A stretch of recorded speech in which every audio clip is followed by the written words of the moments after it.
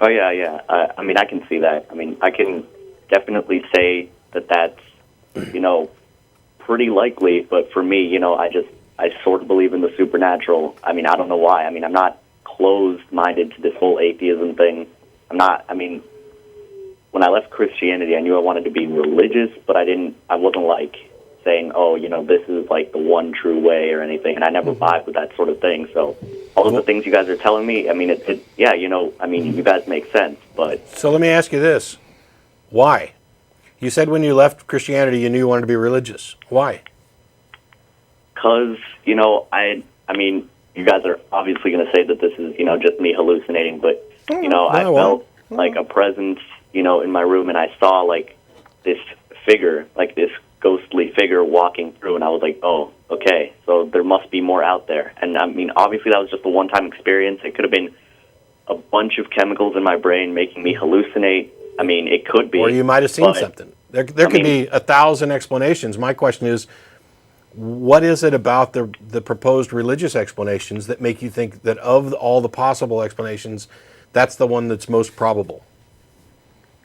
I mean, it's just that since I've had a supernatural, or what I believe to be a supernatural experience, it opens the door to all of these things. And, you know, Gaia especially, who I believe in as like sort of a literal being through the extension of the planet, it just like, it's so universal. Like, there hasn't been really a single, you know, civilization on Earth that doesn't believe in, like, you know, an Earth deity or something. And you guys have already covered that, you know, like, oh, this is just, like, relatable. They're anthropomorphizing, you know, natural things. And, you know, that's fine. But, I mean, I don't know. That's just the way I see it.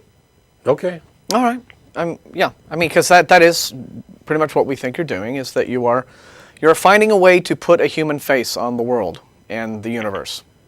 And yeah, there's a difference in how certain people approach reality.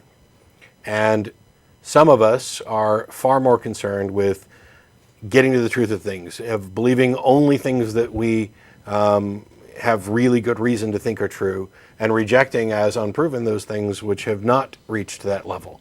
And obviously, I fit into that category. So if I were to have an experience that someone else might write off as supernatural, I'm not going to immediately say, whoops, I was wrong, there's something supernatural. I now think that that's the most plausible explanation. But I'm also not going to say, clearly that wasn't supernatural, I must have eaten something that gave me hallucination, or I'm not going to write off this possibility. I'm going to say, here's something that I don't have a good explanation for. Let me see if I can figure out what it is. And until I find an explanation, I'm damn sure not going to accept one. It doesn't matter. I'm not going to accept some scientific explanation or some supernatural explanation until it's supported by evidence. Yeah. And that's, I guess, the trick is how much you want to go on your gut. Being willing to resist this one feels good explanation. Yeah, this one keeps me from being too confused and asking more questions. Yeah. So it's avoiding the comforting explanation, regardless of whether or not it's true, simply because, well, that sounds good, and I'll go on and not have to think about this anymore. So, not to say that that's what you're doing, but a lot of people do that, and we just encourage you to keep thinking. But anyway, Doug, I appreciate the call. Yeah. Yeah. Can I just say one more thing? All right. Yeah. I mean, you know, I get it, but I mean, one thing, and I'll admit, I'll probably be like the first person on this show to ever admit it, but back when I was a Christian, not only did things not really make sense to me, but, like, I mean, obviously everybody knows the Christian scare tactic of the devil. I'd been pushed, I've been, you know, forced to believe all of that stuff since I was born, really. And I mean, I realized one day that the only reason I was still in Christianity was because I was scared that if I wasn't, I'd go to hell, I'd burn forever. And, you know, I never saw the devil.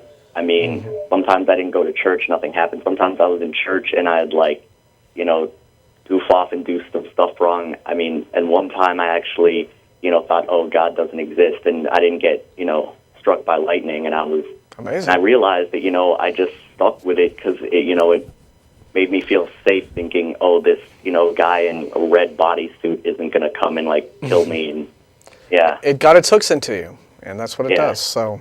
Yeah, and see, well, anyway, I'll let you go with that, Doug. Thanks a lot. Thanks. Yeah, we appreciate it. One of the things that's different, you know, when we get different callers, especially when we get riled up, Mm-hmm. It's people who are asserting a position as not just this is what I believe, but this is what I believe is actually true, and I have good reason for it. There's a different discussion that takes place with those people, and then there are the people who are this is absolutely true, hellfire and brimstone, and there's a different type of discussion that takes place with those. And then there are people like Doug who have some belief, maybe they're not completely sure why, but they're not pushing it on anybody. They're not asserting that they're necessarily right and somebody else is wrong. And there's a different discussion that takes place with those people. And I'm in favor of all those discussions. I will ridicule ridiculous ideas, and I will not beat up on people who, are still questioning and aren't running around working it out, asserting absolute, and not running around in weird robes and tampering. The other thing is that I highly doubt that Doug would ever, be advocating the teaching of Gaia hypothesis in public schools as an alternative theory. But I might be wrong, Doug. If I pegged you wrong, you'd call back and correct me. He's probably not that kind of guy. So we got Leo in Austria or Australia? Austria. Austria. Thank you for waiting. Thank you. No, thanks for having me. I have called in before, although I was at a different location at the time. But hi to both of you. Hi. Hi. I wanted to kind of discuss with you, get your opinion on this idea of moral absolutism. I know you've spoken on it before and kind of taken very much this stance of moral relativism and against this Ayn Rand thing. I'm not for Ayn Rand. I haven't read her book, but what I did want to discuss, if you've, I'm assuming you've seen Sam Harris's speech on TED. Yeah. Mm-hmm. Yeah, and that kind of moral absolutism that he's sort of discussing. Sure. And I don't know if you want me to elaborate for other viewers or not. Or no, I can hit this pretty quick. If you go to YouTube and do a search for Sam Harris TED, there's a TED lecture, which is an exchange of ideas. He does a talk about what science has to say about morality. First of all, a correction, I'm not a moral relativist. I am far closer to some idea of absolute morals. I was giving a lecture on the superiority of secular morality.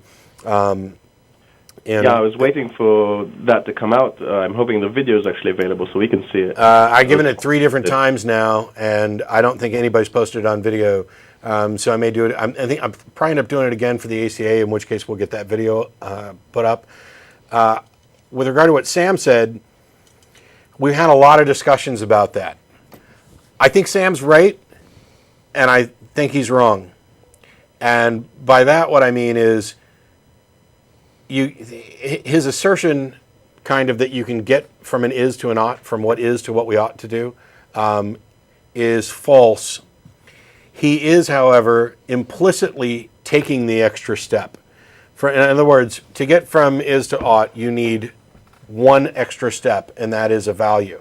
In Sam's talk, it seems to be implicit that our value with respect to what he's doing is a shared idea of improving the world. And as long as you have that value, you can say this is the way the world is, this is our goal, our value of what we would like the world to be, therefore we can determine what we ought to do, and we can use the scientific method to do this. I think as long as we have that extra piece in there, Sam's exactly right. Dennis and I have talked about absolutes with respect to morals many times, and the shortest explanation I've been able to come up with is there's a limited number of actions that I could take in any given situation, and we can look at them and evaluate them with respect to my values. And some of those actions are going to obviously be better aligned with my values, and some are going to be worse aligned or not as well aligned with my values. And so because there is a finite set of actions I can take, there is some set of actions or a single action that represents the absolute best that I could take given those values. And that is the absolute that I would say exists and that I would strive for. And I think that you can take that same model and apply it to shared values. I'm not sure I follow you, because are you trying to say that if you have a limited amount of actions you can take, whatever actions you take will either be better or worse based on your values. Correct. Again, you're presuming that you have that. You're presuming that value. So it doesn't change the premise that from the is to the ought you have to have a value. You're agreeing that there is a value. You're just saying you're not necessarily agreeing that the value is shared by everyone.